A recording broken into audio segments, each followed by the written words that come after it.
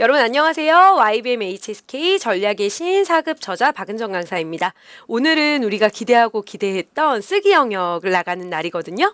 네, 쓰기 제1부분 여러분이 아마 보통 HSK를 준비하신 분은 아시지 않을까 싶어요. 왜냐하면 3급에서도 이렇게 비슷한 유형이 나오고 있으니까요. 주어진 어휘, 4개 혹은 5개 어휘를 주어진 다음에 한 문장으로 만드는 유형입니다. 여러분, 오늘은 첫 번째 날이고요. 오늘 우리가 배울 부분은 형용사 수러문 그리고 주술 수러문에 대해서 공부를 해볼 거예요. 먼저 형용사 수러문, 주술 수러문 이 말 자체가 조금 어렵게 느껴지실 분이 있으실 것 같아서 잠깐 설명을 하면 형용사가 수러가 된다라는 거예요, 여러분. 그 여자는 예쁘다라는 문장에서 예쁘다가 이제 수러가 되잖아요. 그런데 형용사 수러문의 특징이 있어요. 중국어에서는 형용사가 수러가 될 때 그 앞에 정도부사를 쓰는 습관이 있거든요. 그래서 이러한 특징 공부할 거고요. 주술 수러문이라는 것은 뒤에서도 한번 설명할 거지만요. 그 여자는 얼굴이 예뻐요라는 문장이에요. 그 여자가 주어가 되고요. 예쁘다가 수러가 되는 것이 아니라 얼굴이 예쁘다가 되는 거거든요. 그래서 그 여자는 얼굴이 예쁘다에서 얼굴이 예쁘다를 또 따져보면 주어와 수러로 이루어져 있죠. 이러한 문장을 주술 수러문이라고 합니다. 네, 조금 어려우실 수도 있어요. 아직까지는 조금 있다가 여러분한테 다시 설명을 해드릴 테니까 우리가 한번 보도록 하겠습니다.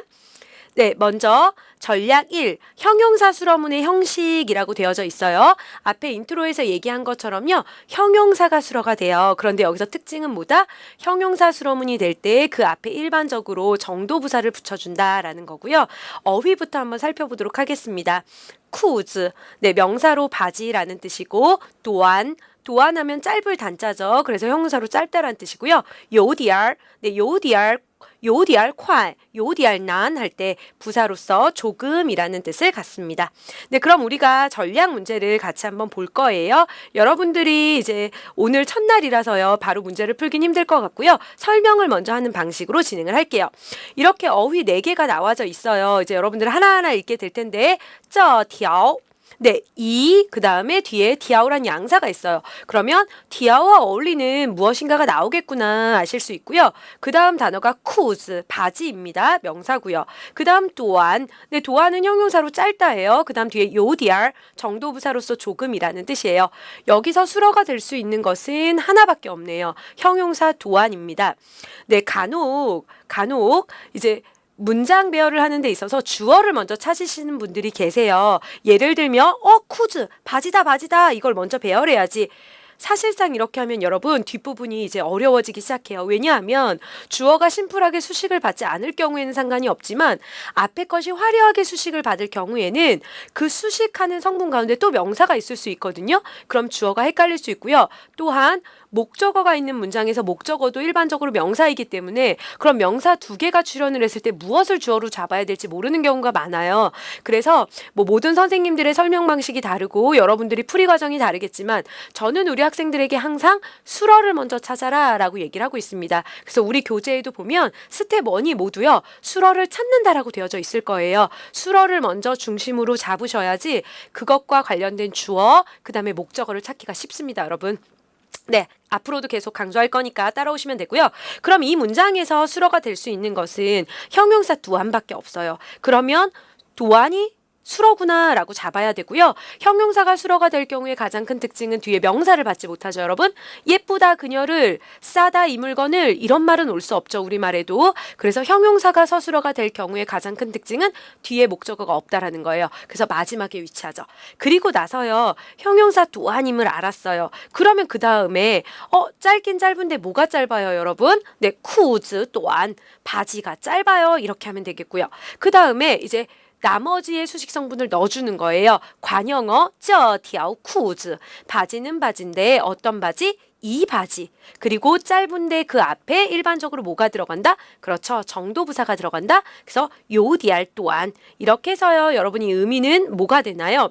이 바지는 조금 짧다라는 의미가 돼서요. 정답은 这条裤子 요디알 또한이 되는 거죠. 조금 짧아요 이렇게 되는 거죠. 그래서 조금 짧다 형용사 수로문이 됩니다.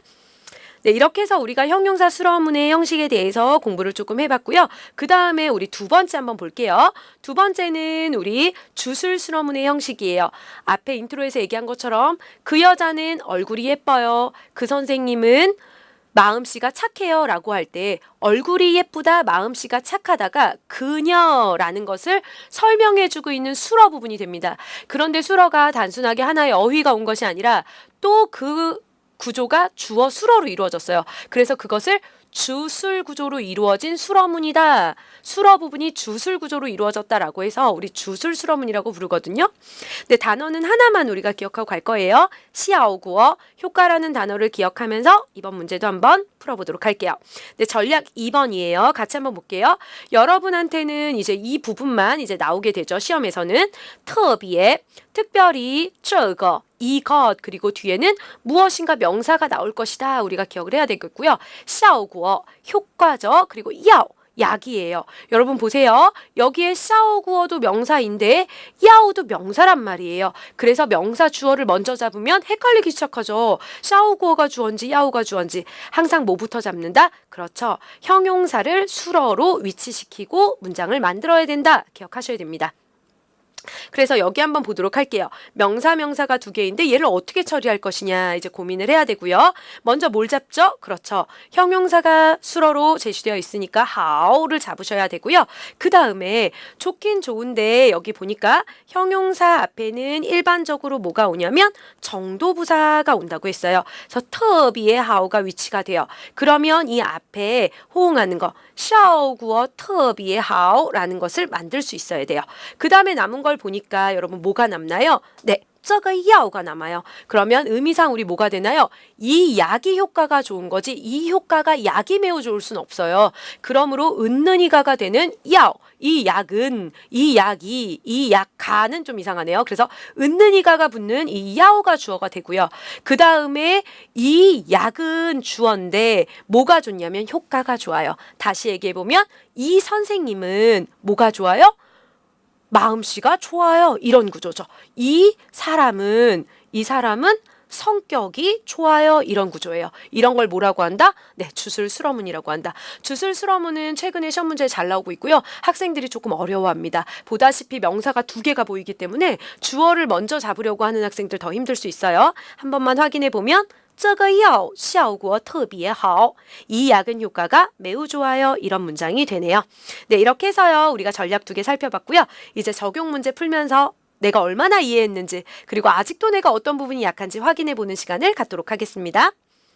네, 여러분 전략 1번의 적용 문제는 1번입니다. 1분 정도의 시간을 여러분한테 드릴 테니까요. 생각하면서 한번 풀어주시죠.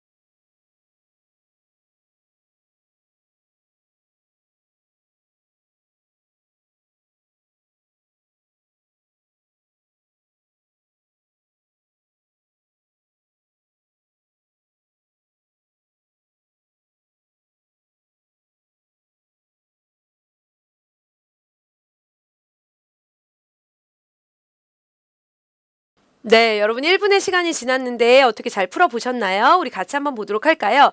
여러분들 입장에서 이제 먼저 해석을 하실 거예요. 메일리, 아름답다. 그 다음에 这里的 이곳에 무엇 그러므로 뒤에는 명사가 나올 것이다. 그 다음 非常 매우이므로 뒤에는 형용사가 나올 것이다. 그 다음 징서 징서는 경치 풍경으로 명사가 되죠. 이건 여러분 바로 맞히실 수 있어야 될 것 같아요. 여기 这里的 징서 호응할 수 있는 명사가 이거 하나밖에 없고요. 非常 뒤에 형용사가 나오는데 이 문장에 형용사 하나밖에 없어요. 그래서 메일리가 되겠네요. 한번 확인해 보도록 하겠습니다. 메일리라는 형용사를 수러로 잡고요. 그 다음에 징서 메일리 풍경이 아름답다 이렇게 호응을 하니까 먼저 잡으셔도 좋겠고요. 그 다음 풍경이긴 풍경인데 어떤 풍경? 이곳의 풍경. 그리고 아름다운데 굉장히 아름다워요 정도 부사 앞에 위치시키면 되겠네요. 그래서 비교적 간단한 문제였고요. 정답은 这里的景色非常美丽. 이곳의 풍경은 굉장히 아름답습니다. 이렇게 정답을 맞추셨으면 좋을 것 같습니다.